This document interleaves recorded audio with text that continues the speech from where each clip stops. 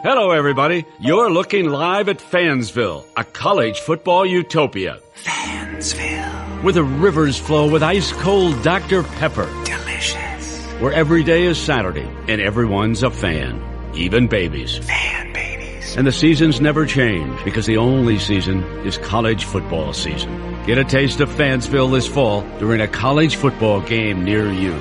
Dr. Pepper, the official drink of Fansville. Grab some today. 400-yard passers, plural. Defensive touchdowns, plural, plural. Flags, plural, plural, plural. And a game that was the 13-year-old Andy Reid compared to others. Here's our crew. Let's go around the horn. Big Andy Reid.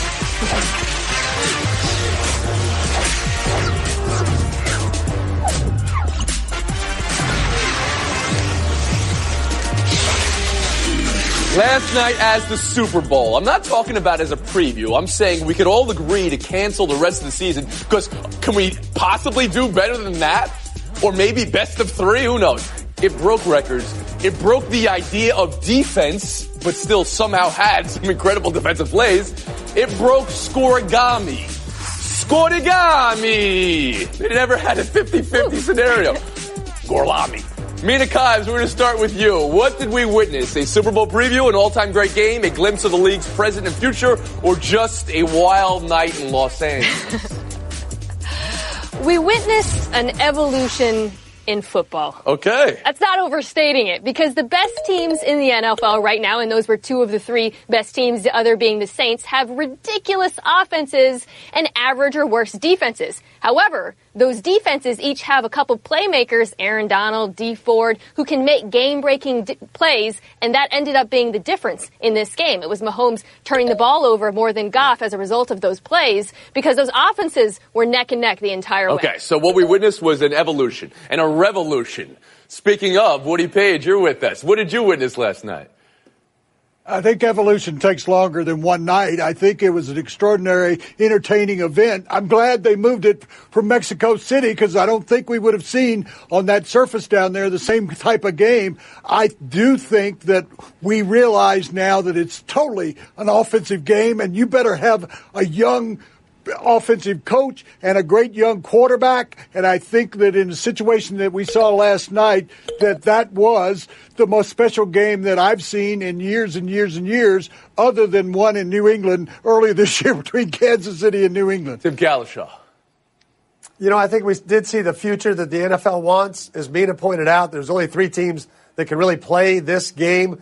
Everybody else is a little more limited offensively, or they have a little better defense. But they've legislated defense out of the game to the point that the Chiefs got an early targeting call on a play where there should have been no targeting. They don't want you to hit receivers going over the middle. They want to let them catch passes. But it was a heavyweight fight that lived up to the hype. I mean, this is the game we wanted, and it was terrific. Tim, I saw you on Twitter. You said you had to witness one of the best previous games of all time, or at least going into a game. It was the 10-1 Niners and the 10-1 Giants. Just remind us how that game ended. 7-3 49ers. Montana and Sims combined for 305 yards passing. That's evolution, Holmes. Another point for Mina Kimes. Kevin Blackistone, what did you witness last night?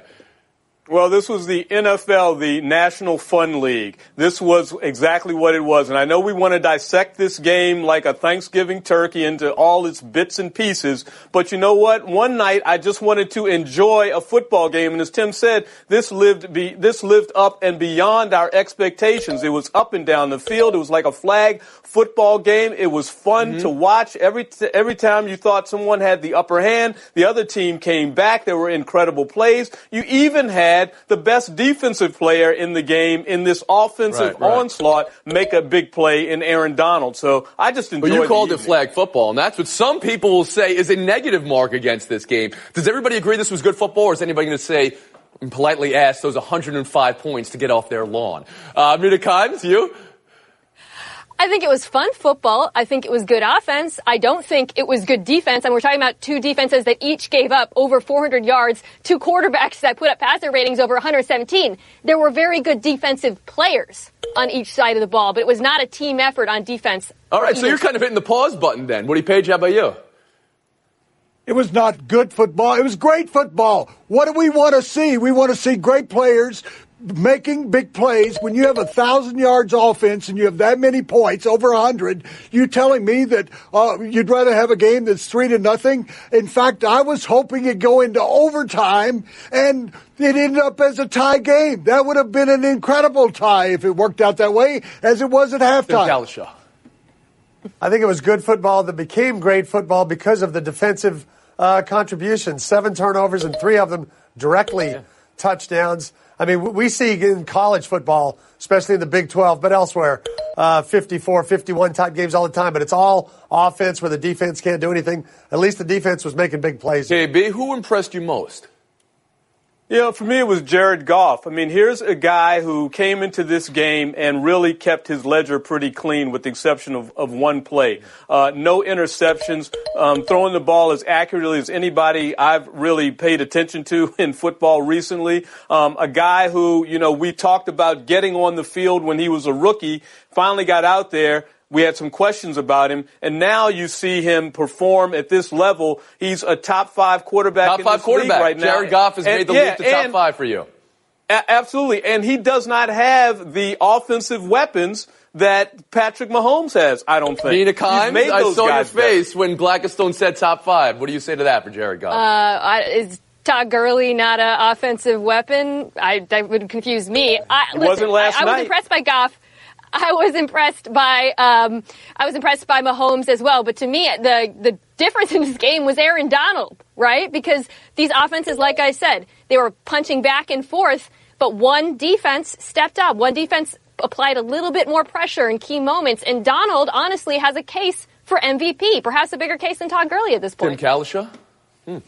I think I would say Tyreek Hill, because 1 minute Chiefs fans are cursing him for fielding a punt at the 1, and the next minute he is so wide open to score a touchdown. And, I guarantee you NFL defensive players watching this game are just going, how are you supposed to deal with this guy? Did Mahomes help or hurt his case for MVP? Woody, you want to get some takes here? I'd like to take that. I think he helped his case. People are going to say, 5 turnovers, 6 touchdowns. But, once on the final touchdown interception, his arm was hit. He couldn't see Donald coming from the other side on one of the others. But when a guy just continues to play as he's doing, he's not only a top 5, but he's number 1 this season and the heading guy for, I think, MVP. And he just continues to impress you more every week. So I don't think that effort last night. You're shaking your head no again to something one of your colleagues is saying. Please go ahead. He is phenomenal. He's absolutely in the top 2, but he lost a little bit of ground to Drew Brees because those interceptions, how many interceptions has Drew Brees thrown this entire season? 1. Drew Brees, by the way, who beat the Rams, I don't think you can say in any way that he made up ground against them last night. I think actually the only thing that hurt him was the loss, because it's going to come down to that, and I don't know when the Saints are going to lose again. I think the ridiculous 6 touchdowns and 400 yards offset all the turnovers. Kevin Blackistone, can I ask you about the defenses? I know we focused on Aaron Donald, but did you get enough defense in this game, or would you say the defenses were exposed despite the big plays? You know what? I think they were exposed by the big chunk plays that you had last night. But if I'm looking at both teams and I'm going to measure them off the defense, we know the offenses are incredible. I've got to lean towards the Rams. I mean, once again, they've got the best defensive player in the NFL, and he showed up last night in a huge way.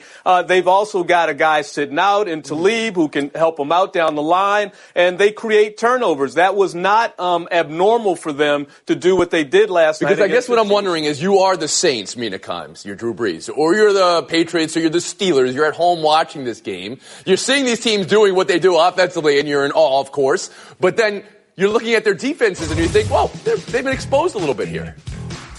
Yeah. I mean, look, if you don't have an offense that can keep up with these teams, you're not going to compete with them. I think the Saints do. On defense, there are really great defenses in the NFL right now, but they don't have offenses that can keep up. I'm thinking of Chicago. So you got to make plays, you got to get turnovers, you got to get pressure, and pray that you can hold them to field goals. But my question is, Woody Page, was there a blueprint at all in this game? Maybe how to get to the Rams defense, how to get to the Chiefs defense by some of those other teams like New Orleans, New England, Pittsburgh, Houston. Go ahead, Woody. No, I don't think there's any blueprint. When you got that many exceptional players on offense, you are watching that game last night frightened. There are at least 17, 18 teams in the league that would love to have either one of those young quarterbacks for the next 10, 12 years. So I think the blueprint is that you've got to maintain possession of the football. You can't let them control the time and control the ball offensively. Kalisha?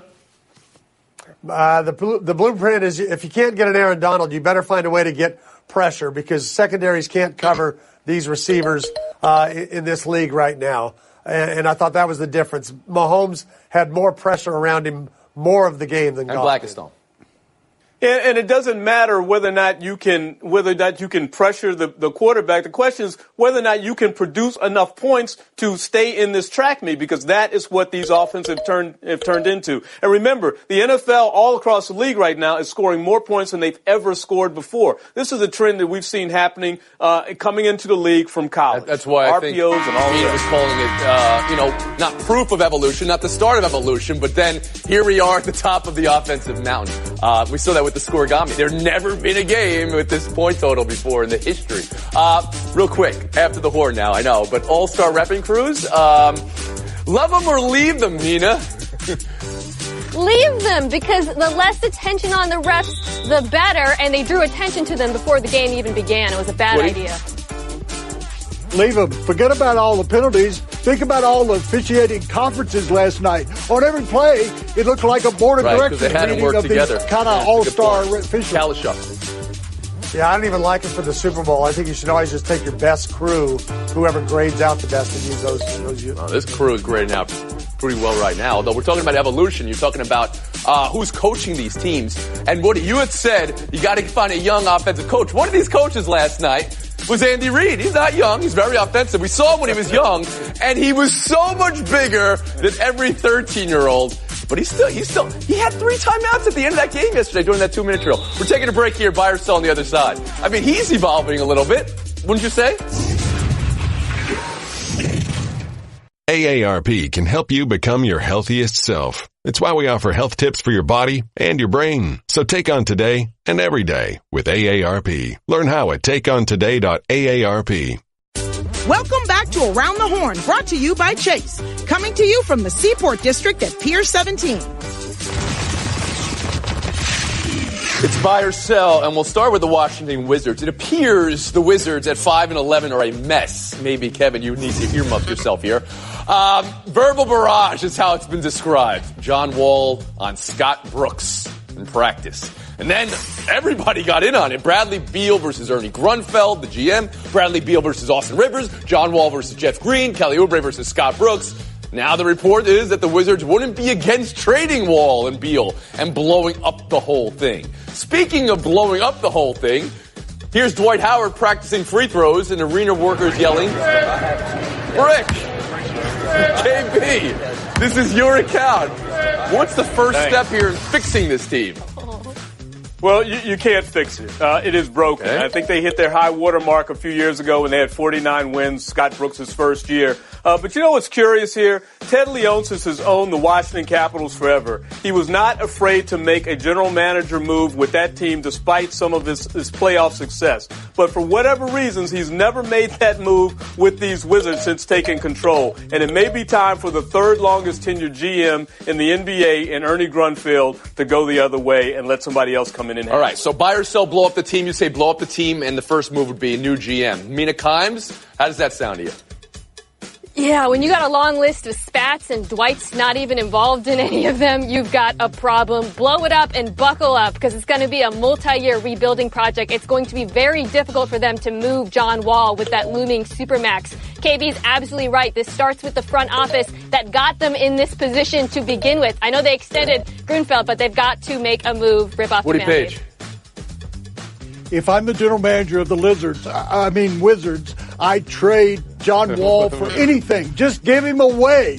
You don't want to have this contract on your team for the next 5 years. And I'd keep Beal, I'd get rid of Porter, and then I would resign because I don't deserve to be there. All right, but you think Wall is tradable with that supermax contract looming? You think there's a team? I mean, you're going to have to eat a lot of that? I mean, it's Kalisha. You know the cap better than anybody here. I love it. I'm going to sell blowing up the team. I'm going to agree with Woody that trading John Wall is the thing to do. And yes, it's going to be very hard. There's always somebody out there who has other problems they want to get rid of. We've seen teams make incredible deals. Move him and see what that does to the chemistry. All right. I mean, it feels like there's always a contract. You're like, well, that's not tradable. And then, yes, there's always a taker. Blake Griffin in Detroit last year was an example. We'll move on. Buy or sell two. Kemba Walker. Kemba Walker. He's having a moment. 103 points over the last two games. Didn't get a win with 60. Nothing would stop him last night versus Boston. This is his shed, apparently. Okay, good to know. Leading scorer in the NBA, MVP chance at the high for the 8-seed Hornets. Mina, can a guy like Kemba playing for a team like the Hornets, the way he's playing right now, ever win an MVP? Should he? Absolutely. Also leads the league in clutch points. But will he? Probably not. Based on precedent, Westbrook was an aberration with those 47 wins. Usually goes to the best player on a great team. Charlotte's not even a good team. Woody Page? No, it's not happening. Tell me, are the Hornets in the national consciousness? I don't think so. Nobody's paying attention except when he scored 60 points. What they need to do is to get him a second man. Then he'll have a chance if there's an inside guy that would really help him. Maybe the Hornets should be in your conscience, Woody Page. This is the job we have in front of us to talk about this team. You can't blame them for the fact that you're not talking about them. Tim Kalisha, how about you? This isn't baseball where you can win MVPs and Cy Youngs on really bad teams. It's hard to do in the NBA, and they're not a really bad team, but they're not good enough that him even averaging 30 points like he's going to do, that's not going to be enough. Yeah, I mean, he can't do it, but let's give him some credit. I mean, this guy is really hitting his stride right now. He's been a 20-point-per-game scorer in this league before, been on an all-star team, so Kemba Walker can ball. Buy or sell three, the retirement of Adrian Beltre, all right? Where he ranks all-time at third base and where he ranks all-time of people who you can't touch their head. Timmy, you've covered him for the last 8 years. Who is Adrian Beltre and what's his legacy? Well, it feels like the end of an era around here, and I know some of you are saying, what kind of era was that? But they did go to 2 World Series. Beltre played in the second one. He was the signee when they couldn't sign Cliff Lee. One of the best leaders in any sport that I've ever seen. And the combination of power, over 3,000 hits, gold gloves, one of the top 3 or 4 third basemen ever. Top 3 or 4 third basemen ever, says Kalisha. Blackistone? Well, absolutely he's that, but think about it. There's no third baseman that's put together those number of hits and those number of home runs in the history of baseball. We're talking about a top 5 guy here in terms of offensive contribution to go along with 5 gold gloves. Baseball is just so weird that we overlook greatness in a guy like Beltre. Mina Kimes? Yes, surefire, first ballot Hall of Famer, top 3 third baseman. For me, his legacy is a guy who improved, a guy who got better in his 30s, which is remarkable given how good he started defensively and how amazing he ended up as a hitter. Woody Page. Greatest third baseman of all time. If you look at the WAR guys, which wasn't even around when he came into the league, the Dodgers signed him when he was 15. There's no third baseman that's even close in terms of WAR. When you add all the other statistics and those defensive qualities that he had, he got better at the end than he was in the beginning. I think he's third in WAR among third basemen, not first. I mean, Mike Schmidt, I thought was unanimous. He's going to be the best third baseman of all time from this panel, but Woody, you don't agree with that. The others are George Brett, Chipper Jones. I mean, was he better than Chipper Jones? They almost played in the same era. Jones had an MVP. The question is Beltre ever the best in the game at his position, but also just the best in the game? And I don't think that's true like it was for Schmidt. And Woody Page has done as well. We have Mina Kimes, Kevin Blackistone showdown. Last showdown of the week, guys, and then it's Turkey Day. So let's see who's hungry in showdown next. Stick around. Geico presents eyewitness interviews with inanimate objects. This is Belinda Collins, live on the scene of a recent hailstorm. Here to describe the event, a football. Bro, I was just hanging on the roof when this gnarly storm starts dropping baseball-sized hail. I mean, the shingles got beat up. A few windows looked broken. It was savage. Did you do anything to help? Nah, bro. I was in survival mode. Your football can't help you in a hailstorm, but the Geico Insurance Agency can help you get covered for personal property damage. Call Geico to see how affordable homeowners insurance can be. The week, and it's Mina Kimes and Kevin Blackistone. Best of luck. Showdown 1. Some odd things happening in college football. Arkansas suspending 2 players for flirting with Mississippi State's Spirit team before Saturday's game. The Big 12 reprimanding Texas's Brecken Hager for saying Oklahoma still sucks after Texas beat Iowa State. And Kansas's new rule, no live mascots on the field. Bevo's not making the trip. Mina Kimes, what are you for? What are you against? What are you riding for? Listen, the show's called Around the Horn, so I feel like I got to defend Bevo's honor and the honor of live mascots everywhere. They're the best part of college I'm football. against the Let two them on the Razorback field. players being turned in for flirting or whatever they were doing before a game by a former Razorback player who is now working as a TV reporter. Is that right? I didn't know that piece of information here. You'll get a point. So will Mina for Around the Horn. We'll move on. Carey Price's save-to-save regulation. It was so good, Ovechkin had to applaud it. Came in the final seconds. In overtime, Canadians lost, though. So does that make it less applause-worthy, KB? No, it's still applause-worthy. You saw the great eight give him one of these. Great play from one great player to another great player. Absolutely. Great play, but I love the applause because when you rewatch it, you can tell Ovechkin knew he was going to win. That's why he wanted to give him credit for it. Is that right? Are you going to applaud here, Blackstone's answer, because you know you're going to win? Mina Kimes? I don't know. Point Stone, Showdown 3. Jimmy Butler's hug with Allen Iverson last night. Look at it. It lasted 20 seconds. So long they had to take a break in the middle. Went back in for more after. Mina, just a hug or something more? Well, the question is he going to stay in Philly? And I think you should ask AI. Because of the height differential, he was listening to Jimmy Butler's heart. We're talking hug. We're not talking about the game that was to be played. We're talking about a hug. 2 hugs. Come on, man. Okay. I'll give you a point, Blackstone. If you would have given me a remix of that, I think I would have given you more points. But 8-inch height differential so you can listen to his heart? Mina Kimes. You're in FaceTime. Oh, man, so this is the last show before Thanksgiving, so I'd like to list a few of the football things I'm thankful for. I'm thankful for these high-octane offenses, for coaches who call play action on first down and go for it on fourth. I'm thankful for Khalil Mack and Aaron Donald, and I'm thankful for everyone who works on this show and watches it. We appreciate you all.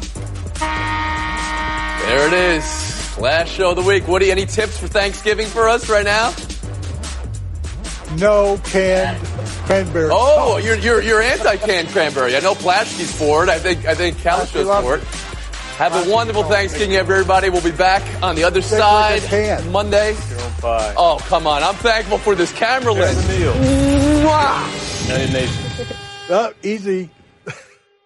When tracking the domestic dust bunny, you commonly find them hiding under wardrobes next to lost socks. Don't move too suddenly or they'll scurry off.